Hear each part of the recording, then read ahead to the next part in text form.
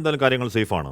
Shri K മാനണിയും നേരത്തെ രാഹുൽ ഈശ്വർ പറഞ്ഞ ആ പേരുണ്ടല്ലോ, വീരേന്ദ്ര ഹെഗാഡെ എന്ന് പറയുന്ന ആൾ, ഹെഗ്ഡെയാണോ ഹെഗാഡെയാണോ, ആ പേര് ഈ ആരോപണ വഴിയിൽ പലരും പല രീതിയിലൊക്കെ പറയുന്നുണ്ട്. നമുക്കറിയില്ല അതിൻ്റെ സത്യം എന്താണെന്ന് അറിയില്ല. പക്ഷേ അതിൽ എന്തെങ്കിലും സത്യം ഉണ്ടെങ്കിൽ അദ്ദേഹം നിലവിൽ MP ആണ്, BJP നോമിനേറ്റ് ചെയ്തത്. എന്നാൽ അദ്ദേഹം BJP കാരനാണോ? അല്ല.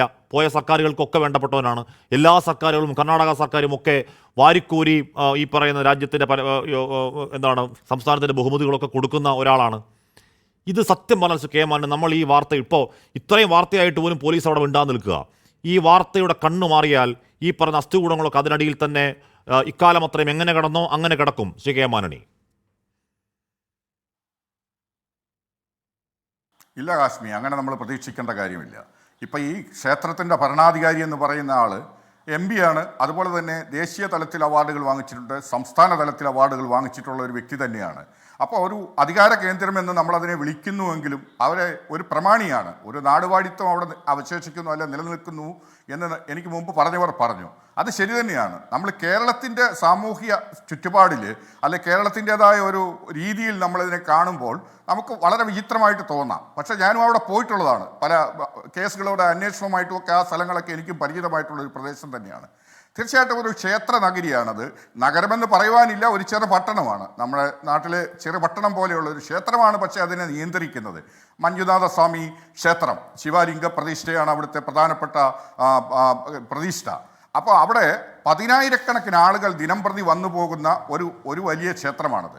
ആ ക്ഷേത്രവും അതിൻ്റെ ഭരണാധികാരി എന്ന് പറയുന്നയാളും ഹിന്ദു ക്ഷേത്രമാണെങ്കിലും ഭരണാധികാരി അതിൽ നിന്ന് വ്യത്യസ്തമായിട്ടുള്ള ഒരു വിഭാഗത്തിൽപ്പെട്ട ആളാണ്. അപ്പം അങ്ങനെയുള്ളതൊന്നും അവിടെ ഒരു പ്രശ്നമല്ല. നമ്മളെ സംബന്ധിച്ചിടത്തോളം അവിടെ ആ ഒരു ക്ഷേത്ര നഗരി ആളുകൾ വന്നു പോകുന്നു, രാവും പകലുമില്ലാതെ.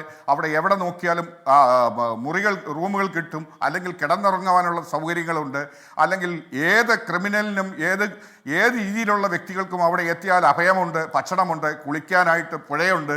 അങ്ങനെയുള്ള എല്ലാം, അതായത് അലഞ്ഞു തിരിഞ്ഞ് നടക്കുന്നവനും ക്രിമിനൽസിനും അല്ലെങ്കിൽ നമ്മുടെ കേരളത്തിലോ മറ്റ് സംസ്ഥാനങ്ങളിലോ കുറ്റകൃത്യങ്ങളിൽ ഏർപ്പെട്ടതിന് ശേഷമോ അവിടെ പോയി ആൾക്കൂട്ടത്തിനുള്ളിൽ ഒളിച്ചിരിക്കാനുള്ള എല്ലാ സാഹചര്യവുമുള്ള ഒരു പ്രദേശമാണ്.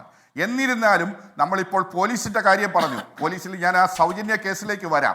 സൗജന്യ കേസിൽ 2012 ഒക്ടോബറിൽ ആ കുട്ടി 17 വയസ്സുള്ള കോളേജിൽ പഠിക്കുന്ന ആ പെൺകുട്ടിയെ അതിക്രൂരമായിട്ട് കൊലപ്പെടുത്തി. ആ കൊലപ്പെടുത്തിയതിന് ശേഷം ഈ പറഞ്ഞ സന്തോഷ് റാവു എന്ന് പറയുന്ന ആളിനെ വലിയ താമസമില്ലാതെ തന്നെ 3 മാസക്കാരൻ ലോക്കൽ പോലീസ് ആ കേസ് അന്വേഷിച്ചു. അതിനുശേഷമാണ് അവിടുത്തെ ക്രൈംബ്രാഞ്ച് CIDക്ക് അത് കൈമാറ്റം ചെയ്യുന്നത്, അല്ലെങ്കിൽ കേസിൻ്റെ അന്വേഷണം കൊടുക്കുന്നത്.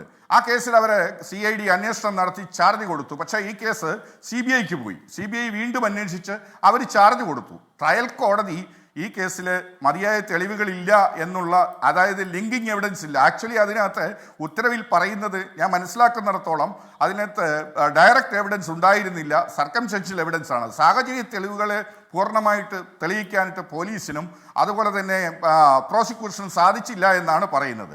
പിന്നീട് ഈ കുട്ടിയുടെ അച്ഛൻ ഹൈക്കോടതിയിൽ പോയി റീ ഇൻവെസ്റ്റിഗേഷന് വേണ്ടി വീണ്ടും 2023 അതിലെ ജഡ്ജ്മെൻറ്റ് വന്നത്. അതിനുശേഷം ഈ കുട്ടിയുടെ അച്ഛൻ പോയപ്പോഴും ഹൈക്കോടതിയുടെ ഡിവിഷൻ ബെഞ്ച് പറഞ്ഞത് ആ കേസിൽ ഇനി ഒരു പുനരന്വേഷണത്തിൻ്റെ ആവശ്യമില്ല, ആദ്യഘട്ടത്തിൽ തന്നെ തെളിവുകളില്ല എന്നുള്ള രീതിയിലാണെന്നാണ് പറയുന്നത്. അപ്പോൾ നമ്മളൊരു കാര്യം മനസ്സിലാക്കേണ്ടത് പറഞ്ഞാൽ, ഇപ്പം പോലീസിൻ്റെ ഇതിൽ ആദ്യം അന്വേഷണം നടത്തിയ പോലീസിൻ്റെ ഭാഗത്തു നിന്ന് അനാസ്ഥ ഉണ്ടായിട്ടുണ്ട്. ഈ കുട്ടിയുടെ ശരിയായ രീതിയിലുള്ള അന്വേഷണമല്ല, ഫോറൻസിക് എവിഡൻസ് കളക്ട് ചെയ്തതിൽ. അതുപോലെ തന്നെ കുട്ടിയുടെ അതായത് ശരീരത്തിലുണ്ടായിരുന്ന സ്രവവും മറ്റുമൊക്കെ കാലതാമസപ്പെടുത്തി അതിന് തെളിവ് മൂല്യം ഇല്ലാത്ത നിലയിലേക്ക് എത്തിച്ചു. അതുപോലെ തന്നെ ഈ CCTV ക്യാമറ ഫുട്ടേജുകൾ എടുത്തുവെങ്കിലും അത് തുടർന്ന് വന്ന അന്വേഷണ ഉദ്യോഗസ്ഥർ കൈമാറിയിട്ടില്ല. ഇങ്ങനെ പല കാരണങ്ങൾ ഈ കേസിന്റെ ട്രയൽ കോടതി സിസ്റ്റമാറ്റിക് സപ്പോർട്ടേഷൻ എന്ന് പറഞ്ഞത് അതുകൊണ്ടാണ്. അത് വളരെ വളരെ ശാസ്ത്രീയമായ അട്ടിമറി എന്ന് പറഞ്ഞാൽ, താങ്കൾ പറയുന്ന പോലെ ഈ സ്രവം ശേഖരിച്ച് അത് വെച്ച് താമസിപ്പിച്ചു അതിൽ പരിശോധനയ്ക്ക് അയക്കുമ്പോഴേക്കും അതിൽ ഫംഗസ് അടിച്ച് ഈ പറയുന്ന രീതിയിൽ അതിൻ്റെ എല്ലാവിധ മൂല്യങ്ങളും പോയാണ് വെച്ച് ഏറ്റവും പ്രധാനപ്പെട്ട തെളിവാണില്ല. അങ്ങനെ